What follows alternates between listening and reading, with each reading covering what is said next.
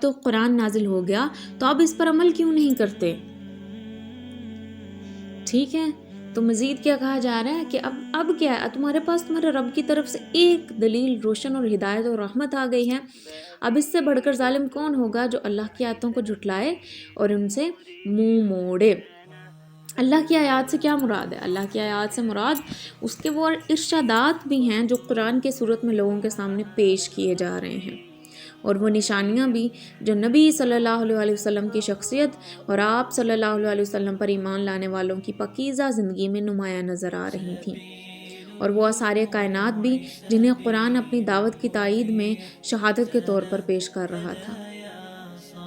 ٹھیک ہے، مزید آگے کیا کہا جا رہا ہے کہ جو لوگ ہماری آیتوں سے منہ موڑتے ہیں انہیں اس روگردانی کی پاداش میں ہم بدترین سزا دیں گے۔ تو جی وہ بہت بڑا ظالم ہے جو اللہ کی آیتوں کو جھٹلائے اور ان سے منہ موڑے،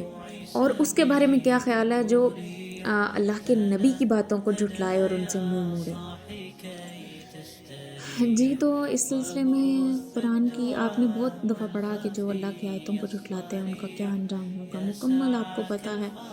جہنم ان کے واسطے ہیں، وہاں کیا کیا ان کو عذاب دیے جائیں گے، کیسے کیسے عذاب ہیں، جہنم کیسے لائی جائے گی،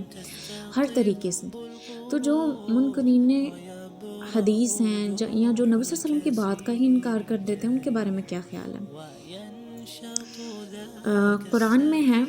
کہ اے ایمان والو تم اپنی آوازوں کو نبی صلی اللہ علیہ وسلم کی آواز سے بلند مت کیا کرو، اور ان کے ساتھ اس طرح بلند آواز سے بات نہ کرو جیسے تم ایک دوسرے سے بلند آواز کے ساتھ بات کرتے ہو۔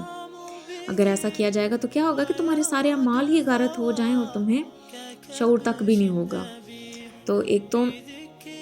چھپے ہوئے جو اعمال ہیں وہ اعمال کی بربادی، چھپے ہوئے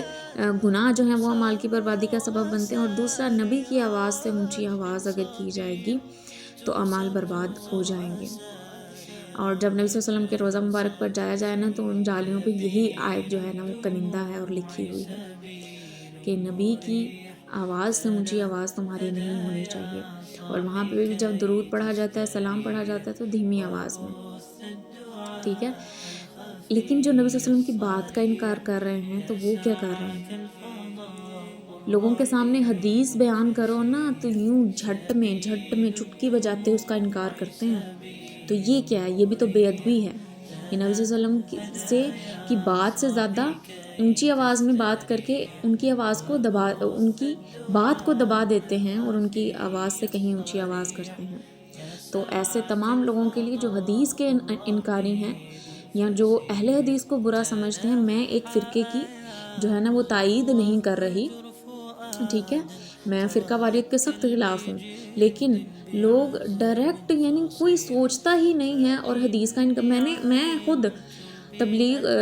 کرتے کرتے اگر حدیث سنائی جائے تو لوگ جو ہیں وہ اس کو جلدی سے اس کا انکار کر دیتے ہیں۔ تو ایسے لوگوں کے لیے یہ جو قرآن کی آیت ہے یہ حق ہے، یہ حدیث کا انکار اور نبی صلی اللہ علیہ وسلم نے جو بات بیان کر دی اس کا انکار اگر آپ کر رہے ہیں تو آپ اپنے اعمال کو غارت کر رہے ہیں۔